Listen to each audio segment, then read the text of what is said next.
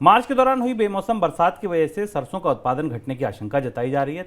तिलहन उद्योग के संगठन ने अनुमान लगाया है कि बेमौसम बारिश की वजह से सरसों की करीब 3 लाख टन फसल खराब हुई है। संगठन ने पहले देश में 115.25 लाख टन सरसों उत्पादन का अनुमान लगाया था और अब 111.83 लाख टन उत्पादन का अनुमान लगाया गया है। सर, क्या असर होगा इसका?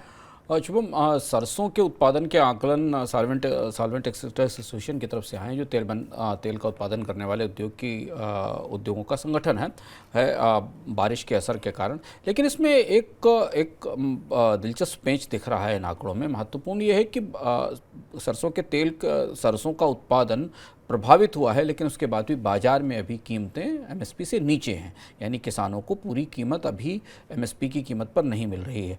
और दूसरा पहलू इसका यह है कि भारत में शायद यही वजह है कि इसकी प्रमुख वजह यह भी है कि भारत में खाद्य तेल का आयात तेज़ी से बढ़ा है।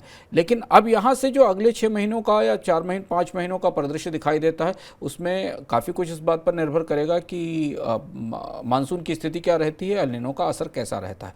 फिलहाल खाद्य तेल एक ऐसा हिस्सा है, खासतौर से सरसों एक ऐसा हिस्सा है पूरे फूड बास्केट में जिसमें कीमतें एमएसपी से नीचे हैं। नहीं तो बाकी अगर सारी प्रमुख फसलों को देखा जाए तो वहाँ पहले से ही महंगाई तेज़ी से आगे बढ़ती दिखाई दे रही है। तो अगर खरीफ की फसल पर में थोड़ा भी हेरफेर हुआ, सूखे का असर हुआ, तो फिर साल के अंत तक हमें खाद्य तेलों की महंगाई भी देखने को मिल सकती है।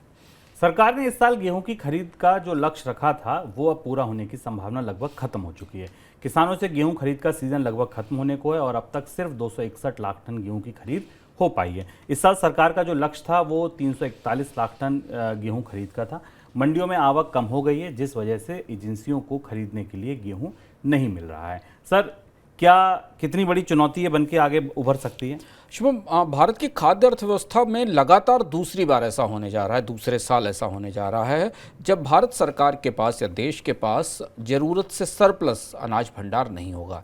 सरप्लस अनाज भंडार होना क्यों ज़रूरी है? क्योंकि इसी के आसपास पूरी बफर नाम्स की या एफसीआई की खरीद की प्रक्रिया निर्धारित की जाती है। एक तो हिस्सा ये है कि सरकार इसलिए गेहूँ खरीदती है कि वो प्रधानमंत्री गरीब कल्याण योजना के तहत अनाज बांटती है, वो एक अलग प्रक्रिया है। लेकिन उसके साथ राशन में सस्ता अनाज बांटने के साथ ही सरकार को देश के अनाज बाजार में को संतुलित करने के लिए और नियंत्रित करने के लिए अनाज भंडार की ज़रूरत होती है। पिछले साल तो सरकार की खरीद लक्ष्य से काफ़ी कम रही थी। इस बार भी ऐसा लग रहा है कि करीब 70 से 80 लाख टन खरीद लक्ष्य से कम रहेगी, क्योंकि अब मई का महीना है और खरीद लगभग ख़त्म होने वाली है।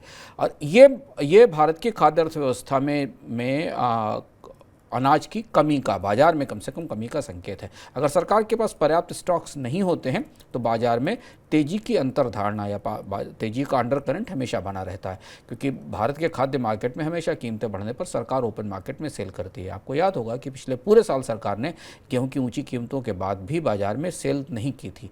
बाद में आकर जनवरी फरवरी में थोड़ी बिक्री की गई, तब अनाज की, आटे की कीमतें कुछ कम हुई थी। अब इस पूरे साल अनाजों की महंगाई बने रहने की और सरकार के पास पर्याप्त स्टॉक न होने के कारण उन कीमतों पर दबाव रहने की संभावना है। ये तो पहला असर है। दूसरा असर ये कि भारतीय अर्थव्यवस्था दुनिया में कृषि निर्यातों में एक बड़ी अर्थव्यवस्था है। ये लगातार दूसरा साल होगा जब भारत से प्रमुख कृषि फसलों का निर्यात नहीं हो सकेगा और गेहूं का निर्यात नहीं हो। इसका असर किसानों की आय पर पड़ेगा, इसका असर भारत की विदेशी मुद्रा भंडार पर पड़ेगा। पिछला साल सरकार को जनवरी फरवरी के बाद गेहूं का निर्यात बंद करना पड़ा था। चावल के निर्यात पर कई तरीके की पाबंदियां लगाई गई थी, शिपमेंट सीमित किया गया था। और अब फिलहाल आज अभी की परिस्थिति में गेहूं का भंडार कम देखते हुए, खरीफ पर सूखे का साया देखते हुए, इस साल भी भारत कृषि बाजार में निर्यात नहीं कर पाएगा और इससे भारत के निर्यातकों को जो आने वाले समय में नुकसान होगा, क्योंकि उनको बाजार गंवाना पड़ेगा और उस बाजार में दूसरे सप्लायर मौजूद होंगे और भारत में विदेशी मुद्रा भंडार पर भी इसका असर पड़ेगा। ये भारत की खाद्य अर्थव्यवस्था की सूरत हाल अभी बनती हमें दिखाई दे रही है। बात हो गई गेहूं की, अब बात करते हैं दालों की। केंद्र सरकार ने दलहन आयातकों को निर्देश दिया है कि कस्टम से क्लियरेंस मिल चुके आयातित दलहन के स्टॉक को 1 महीने से ज़्यादा होल्ड ना करें। दलहन कारोबारियों को भी निर्देश दिए गए हैं कि वे हर शुक्रवार को अपने स्टॉक की जानकारी सरकार की वेबसाइट पर मुहैया कराएं। सर, ऐसा क्यों कर रही है सरकार? सरकार ने दलहन की कीमतों को थामने की कोशिश शुरू कर दी है। आपको याद होगा कि म्यांमार के साथ और तंजानिया के साथ, कई देशों के साथ आयात किया जा रहा है। इंपोर्टर्स भी लगातार इस बात के लिए कह रहे हैं कि सरकार द्विपक्षीय आधार पर भी दबाव बनाए और दाल का आयात किया जाए। अब यहाँ दुविधा ये है और सरकार का इस तरह से आदेश भी दिया गया है कि अगर इम्पोर्टेड दलहन आती है और वो बंदरगाह के ऊपर इम्पोर्ट क्लियरेंस के बाद आती है तो उसे तत्काल बाजार में पहुँचना चाहिए।